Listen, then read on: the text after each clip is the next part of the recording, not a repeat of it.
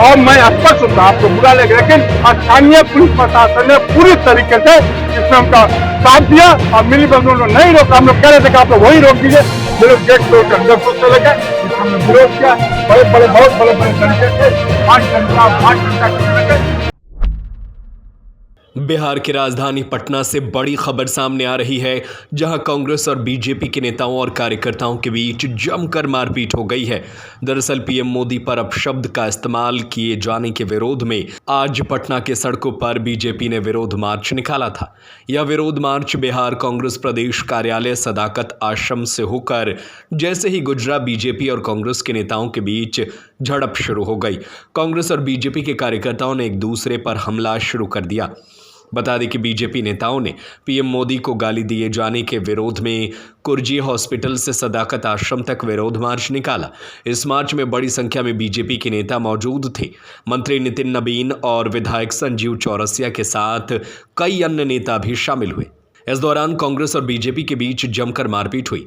कांग्रेस ने पथराव भी किया। इस दौरान पत्थरबाजी की गई और एक दूसरे पर डंडे से भी हमला किया गया। जाने क्या है मामला। बता दें कि बुधवार को दरभंगा में कांग्रेस नेता राहुल गांधी की वोटर अधिकार यात्रा के दौरान बड़ा विवाद हो गया। इस यात्रा में प्रधानमंत्री मोदी को लेकर आपत्तिजनक और अपमानजनक शब्दों का इस्तेमाल किया गया।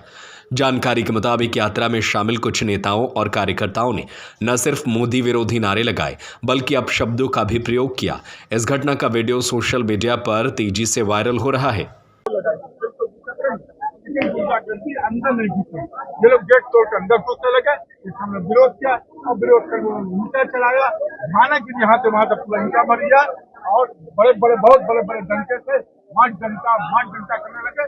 दुर्भाग्य की बात है, ये सारे उपद्रव का जो नेतृत्व कर रहे थे, इसका जो बिहार सरकार के मंत्री नितिन नवीन जी कर रहे थे। हाँ, बहुत सारे। और एक मिनट और मैं स्पष्ट होता आपको बुरा लगे, लेकिन स्थानीय पुलिस प्रशासन ने पूरी तरीके से इसमें उनका साथ दिया और मिली बंधुओं ने नहीं रोका। हम लोग कह रहे थे कि आप लोग वही रोक दीजिए, कोई मामले, लेकिन नहीं रोका। और एसपी मंत्री जी के साथ जो बॉडीगार्ड थे, एक और कई लोग उनके वो लोग भी जो इस पूरे उपद्रव में शामिल थे। देखिए, दो चीजें इस पर बात करेंगे। पहले लोकल थाने को सूचना थी या नहीं थी? सूचना थी तो कब थी, कब के लिए सूचना थी, वो हम लोग बात कर लेते हैं। लोकल थाने भी आए हैं, उपस्थित हैं, इनसे इंक्वायरी कर लेते हैं। उसके बाद घटना क्या हुई, घटना के संबंध में डिटेल जांच कर लेते हैं। उसके बाद मैं आपको ब्रीफ कर पाऊंगा। कई गाड़ियों को भी तोड़ा गया है, कई गाड़ियां भी तोड़ा गया है। दिख रहा होगा आपको भी कि कई सारी गाड़ियां तोड़ी, कई लोगों को चोट। पुलिस अधिकारी के द्वारा पिस्टल निकाला गया है। देखिए, रोड़ाबाजी हुए हैं।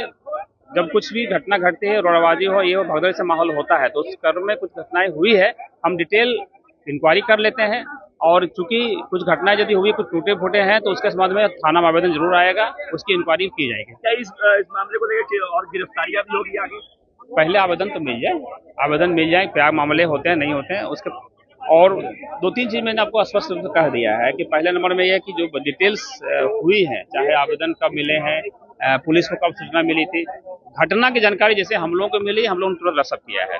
लोगों को आसपास के थानों को बोला गया है कि मामले क्या हुए हैं, ताकि 10 बजे पहुंचे। जब हम लोग जब थाने आसपास पहुंचे हैं, तो आप लोग खुद ऊपर दिख रहे थे। कांग्रेस ही कह रहे हैं आप लोग थे घटने में, लेकिन कुछ नहीं किया। मैडम, हमने जब से आया है तो आप लोग से मिल रहे हैं, और उसके बाद लोकल थाने से भी हम लोग बात कर लेते हैं कि इनको जानकारी कब मिली थी, यहाँ जो प्रदर्शन को होने की जो बातें थी वो कब की शेड्यूल थी, पुलिस को सूचना इस संबंध में कब मिला हुआ था, डिप्लॉयमेंट क्या थी नहीं थी, उसके बाद किस कारण से घटना घट गई, इसकी भी हम लोग डिटेल इंक्वायरी कर लेते हैं। चूंकि समय लगता है, कर लेने दीजिए, उसके बाद मैं आपको ब्रीफ कर दूंगा। Thank you.